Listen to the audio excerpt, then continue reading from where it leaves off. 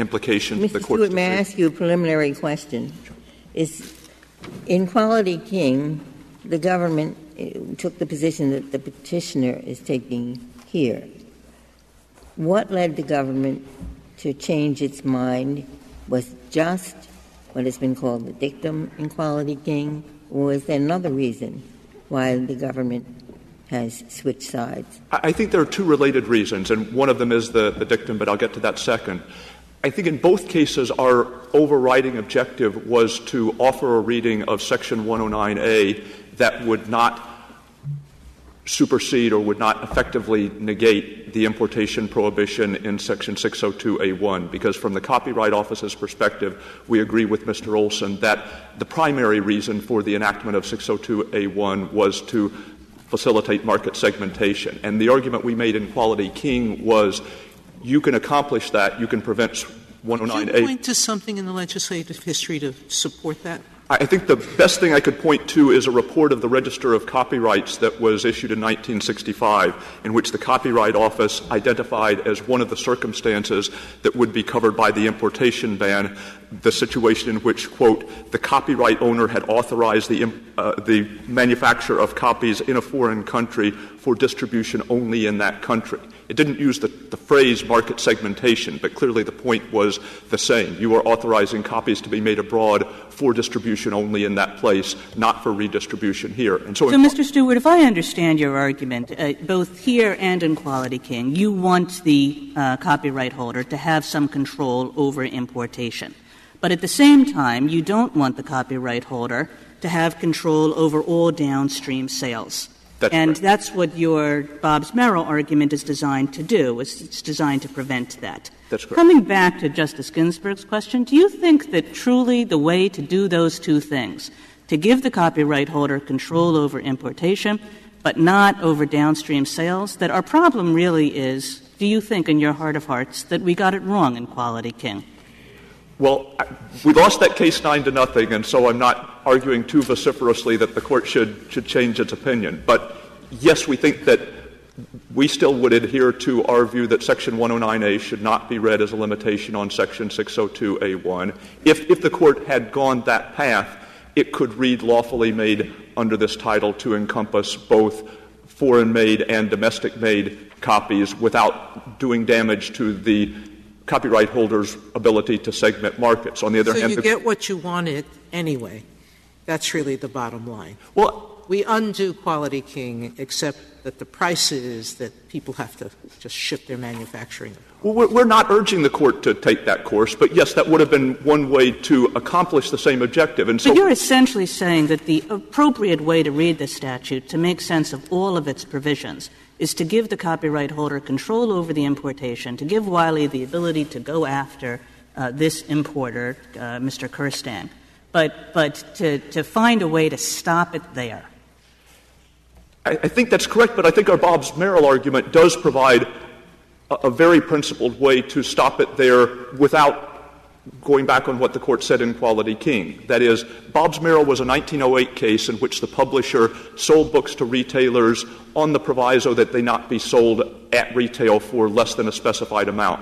One of the retailers violated that resale restriction and was sued for copyright infringement. And this Court in Bobbs-Merrill parsed the statutory language which at that time gave the copyright owner the exclusive right to vend copies of the work. You're saying Bobbs-Merrill means something beyond Section 109.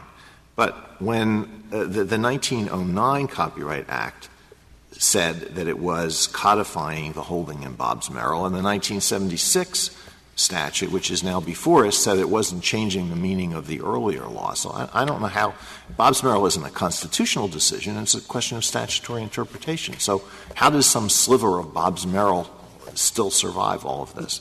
Maybe I can put it this way. If I buy a piratical copy of a book, one that was illegally made without the consent of the copyright owner, and all I do is read it and put it on my shelf, I can't rely on 109A because the copy was not lawfully made under this title. But I still couldn't be held liable for copyright infringement because there is no exclusive right to read the book or to own it. I wouldn't have been infringing any of the copyright owner's rights. And so in order to have a valid claim for copyright infringement, the copyright owner would have to show both that 109A was inapplicable and that what the defendant was doing was a violation, an infringement of one of the exclusive rights. And Mr. Rosenkranz seems to postulate a situation in which a KG manufacturer would locate its facilities overseas, make the copies there, import them into the United States, sell them in this country, subject to conditions on resale. And if the goods were resold in violation of those restrictions, the copyright owner would sue for infringement. And I think the first argument the defendant would make is that is exactly the conduct that the court in Bobbs-Merrill said did not infringe the exclusive right to vend, now, namely the resale in violation of restrictions on resale. How can you say it's now an infringement of the exclusive right to distribute? And it would be a particularly difficult argument for the copyright owner to make, because what the House report said in 1909, it didn't say exactly that it was codifying the holding of Bobbs-Merrill. It said that it was amending the statute in other respects, and it wanted to make clear that there was no intent to enlarge the exclusive right to vend. And so the plaintiff in Mr. Rosenkranz's hypothetical would in effect be arguing that by codifying Section 109A, Congress had implicitly expanded the scope of the exclusive right to vend or distribute, even though it said it was doing various opposite. That's an awfully difficult maze for somebody to get through. You have to start with the difficulty of the language here, and then you have to proceed and put the Quality King gloss over it.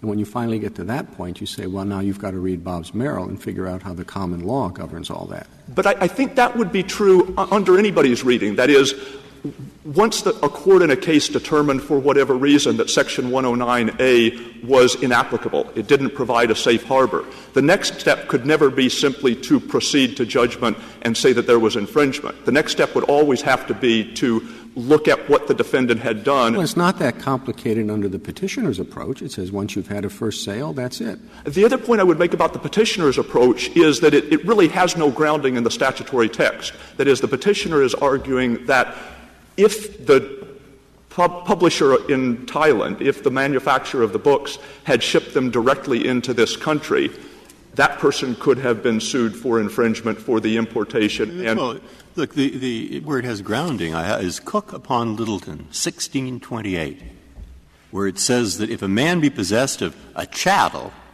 and give or sell his whole interest upon a condition, that condition is no good. And Cook says, and that's how it should be. And now that's picked up in Bobbs-Merrill. It's picked up in Dr. Miles. It's been the law. Now, if, in fact, there are two ways of interpreting a statute, and one is consistent with that basic principle of commercial law, and the other produces some of the complexities that you have just mentioned, isn't it better to go with the common law and simply reaffirm a principle that's been in the commercial law almost forever? I give two answers to that. And the first is that Cook was saying that in most circumstances at least, a sale is sufficient in order to divest the owner of his prior right to control distribution, but it doesn't say that a sale is necessary. And my point is that when Mr. Rosenkranz says the hypothetical foreign publisher who makes copies with authorization but ships it them into the United States without could be held liable for infringement, there's nothing in Section 109A that would allow a court to draw that distinction. That is, although 109A is sometimes referred to as a codification of the first sale doctrine, it doesn't require an antecedent first sale. And so as long as the foreign publisher was the owner of the books at the time they were manufactured, if those books were lawfully made under this title, under petitioner's reading, they could be imported and distributed.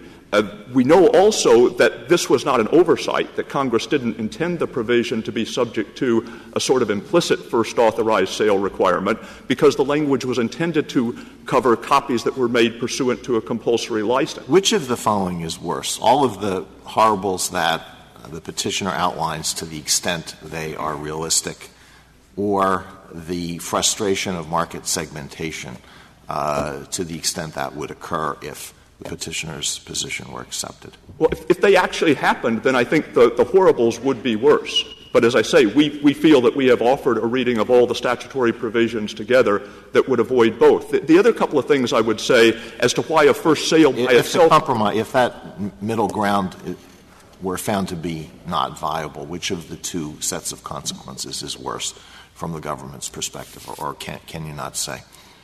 I would say that the consequence that all foreign-made goods, even if imported into the United States with the authorization of the U.S. copyright owner, are subject to continuing licensing requirements, et cetera. I would say that would be worse than the frustration of market segmentation that would occur under petitioner's view. Thank you, counsel. Mr. Rosenkranz, you have 4 minutes. Thank you, Mr. Chief Justice. I just want to step back and just take a look at what the government's doing here. After eloquently arguing in Quality King in the last 2 pages of its brief that our position on the meaning of this language is right, it's saying our position is wrong, and then it's trying to come up with a middle ground that has absolutely no basis in the statute. If Bobbs-Merrill provides the content for the first sale doctrine, then what does Section 109 do? And so the government is creating a scenario in which, in order to save 602 from being superfluous in the way it is described, although we believe it's not superfluous at all, it is making 109 superfluous. Justice Kagan asked a question about essentially sentence diagramming. Our view is that under this title, modifies lawfully. You use the U.S. metric of U.S. law to figure out whether it's lawful. The government's and Wiley's position is that that under this title, modifies both made and lawfully. And at least the way I learned grammar, you can't use the same phrase to modify both terms. I want to correct something that I said to Justice Ginsburg because I said it backwards. 905 and 906 are examples of the United States Congress in a copyright context applying national exhaustion, and that was 6 years after this statute was passed. To Justice Breyer's question, the bear is there. It is very much there. The only reason no one has ever pursued these legal arguments is that the legal arguments that are the baseline for all of this have yet to be accepted by this Court. But I've not heard any argument for why the vast majority of them will not necessarily obtain, and they are not in any of the briefs. To use the Toyota example, there simply is no other defense. There's none. Fair use doesn't apply to the vast majority of the scenarios that I've just described. Finally, outsourcing. Congress did not want U.S. jobs to go overseas. Congress, in the very same statute in Section 601, was hoarding manufacturing jobs to the United States. And as the government said on the last page of its Quality King, it is highly unlikely that the same Congress that hoarded jobs in the United States was prepared to tolerate a situation in which there was eternal downstream control that the copyright owners would be encouraged to seize by sending jobs overseas. So unless there are further questions from the Court, I just realized I said the same thing twice incorrectly to Justice Ginsburg. 905